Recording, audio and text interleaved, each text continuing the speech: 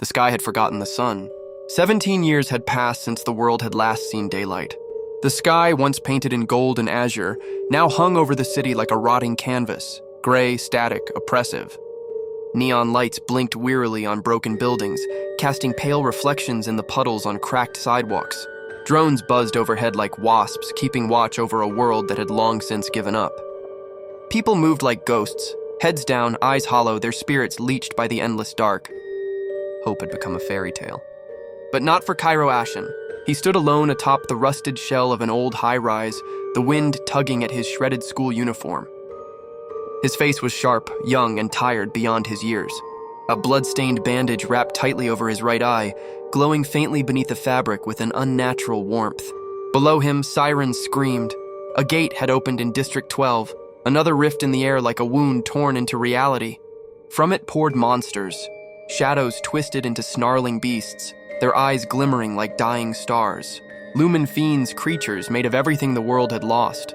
Light consumed and corrupted into horror. Civilians ran, some tripped and didn't get up.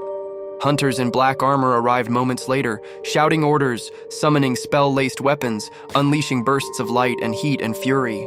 Kiaro didn't move, he watched. One of the lead hunters, a tall man with a scar across his cybernetic jaw, looked up. Captain Ares, leader of the Vanguard unit. His gaze met Kairo's and his voice cracked through the chaos. "Kid! This isn't a damn playground! Get down from there!" But Kiaro didn't answer. His breathing slowed. A fiend leapt from the rooftops beside him, silent and swift like a shadow given hunger.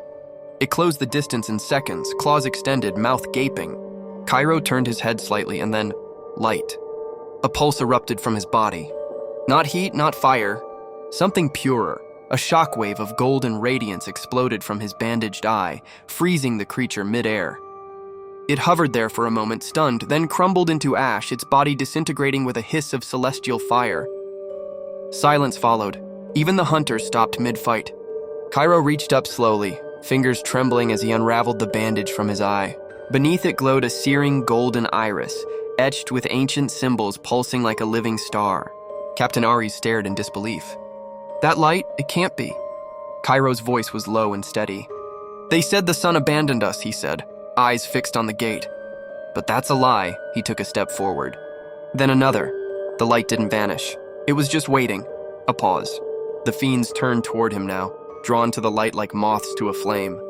"I'm done hiding," Kiaro whispered, the glow from his eye intensifying until his whole body shimmered like a walking dawn.